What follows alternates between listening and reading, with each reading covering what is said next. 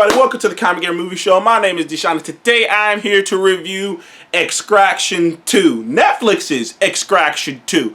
Now, the original Extraction came out like maybe a year or two ago. I can't remember. Starring Chris Hemsworth, and it was another Russo brothers produced movie. The Russo brothers have kind of produced garbage since making Endgame. Really, most of the stuff they've produced has been okay to terrible. Most of it. And it's so weird. You would think these guys, after doing what they did, every movie they've directed and every movie they've been a part of has genuinely been to terrible. And I don't know if it's just a weird mixture of things with them and Marvel that produced, Winter Soldier, Civil War, Infinity War, and Endgame. These four of the best movies in the MCU. Four of the biggest, highest grossing / highest quality superhero films of all time of various degrees.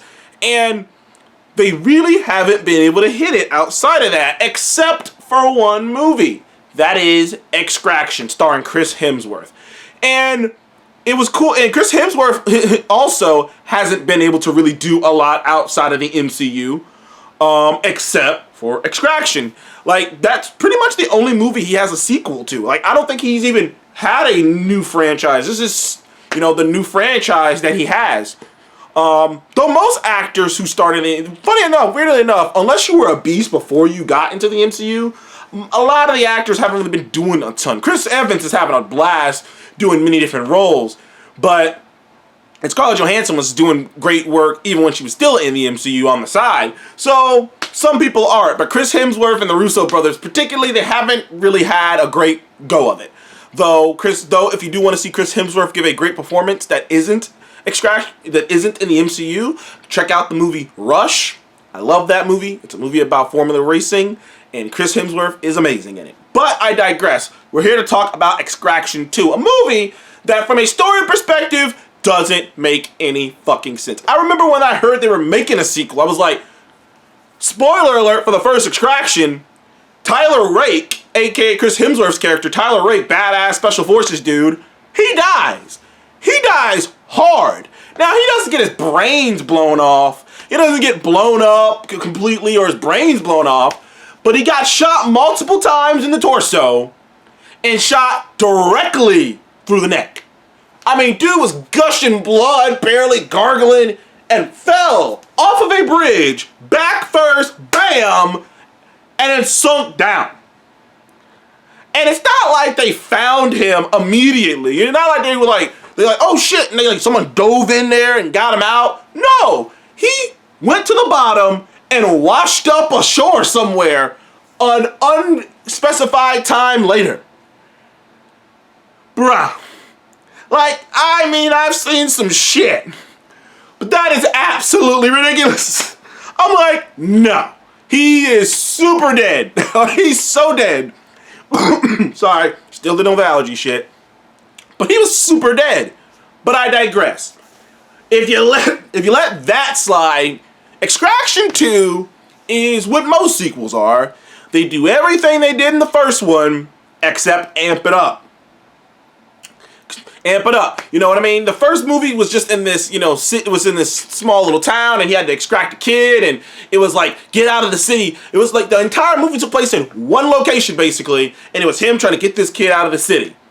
And also, this kid reminded him of his kid who died, so, he's having a come to Jesus moment by helping this kid, even though he only took it for like bullshit personal reasons. Now him interacting with this kid is helping him recognize his faults and what he fucked up doing.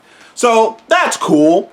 But the first Extraction lacked a lot of things. The action was phenomenal. Phenomenal action, which it was also directed by Sam Hargrave, who is one of the key people in the Captain America movies. He's the reason that the Winter Soldier and Infinity War, Endgame, all of that. He was the stunt coordinator, action coordinator, stunt director, whatever you want to call him. He's the guy. And if you remember, and there's a history of stunt coordinators or guys who work basically the action scenes becoming directors and directing like unbelievably crazy action. You gotta look, the John Wick movies were directed by the guys who was directed by guys who were action directors. I believe they worked on the Matrix movies and they directed the John Wick movies, and you see how great that action is. I just think it's got to be like, I mean, it makes sense. Like I say, it makes sense if you direct, like, that would be your key thing that you bring to the table. And he killed it in Extraction. The action sequences were by far the best part of that movie, because while Tyler Rake is, while I feel for Tyler Rake in this situation, he's okay. You know, he's a serious version of Chris Hemsworth. The other characters around him aren't that interesting either. And the story itself and what's happening isn't that groundbreaking. So what you're left with is a movie that on its base level is just alright, but the action's so good that you're like, okay. You're like, it was worth the price of admission on its own. You know? So the sequel, Extraction 2, is just like Extraction 1. They bumped everything up. Instead of the Extraction being the entire movie, the Extraction is the first half of the movie. Instead of him saving some random kid who's like an allegory for the son he lost, he's saving the literal sister of the woman of his ex-wife, and literally doing this as a sorry, basically, for abandoning you to his ex-wife, to kind of like literally to get over his old stuff. Instead of him going on the mission by himself, he's going on a mission with the team. It's like I say, it all kind of comes together. It really does. It all kind of like ends up coming together. Well, coming together. It's all heightened up parts of the first one. It's the first one just heightened up. The action sequences are more over the top. There's a crazy car chase sequence. There's a crazy train sequence. There's an over the top sequence, a big action sequence in a building. Like, it's all over the top. It's bigger. It's a bigger version of the original. And from that perspective, it's actually a better movie, because while the sequel was toying with how he was feeling and this kid being an allegory, it was really like, once the wife shows up, because the wife does show up, those scenes with Chris Hemsworth and him working his way through the emotions, because who wouldn't, losing a child, especially having that child have cancer and nothing you can do about it but just watch them wither away, would break any man. It would break any man, really. It would hurt, or at least it would fucking severely hurt any man. So you do understand his headspace. You understand why he feels the way he feels. And once you brought in the actual personal stuff with his actual ex-wife, it really did push things forward. Although all the other characters are still not very interesting.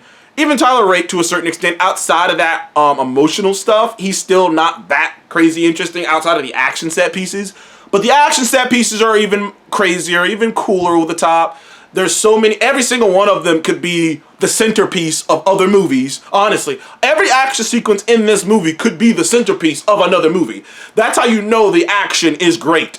And as an action guy, that's all I fucking need. It's a better movie than the original. I had a lot of fun with it. It breezes by. It's about just 2 hours. It breezes by. The main protagonist is actually more interesting this time around. Not that much more, but he is. I felt for the man. But the action, dude, it's what you come for, brother. It's what you come for. And for that alone, this gets a 7.5. I can't go 8 because, like I say, it's still blah outside of the action sequences.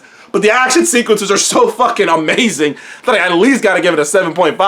But anyways, thank you guys for watching the Comic Movie Show. Please remember to like, subscribe, and comment below. Have you seen Netflix's Extraction 2? What did you think about it? Do you think it was better than the original, or do you think it was a step back? Comment below. Let me know. Thank you guys again. See you on the next one.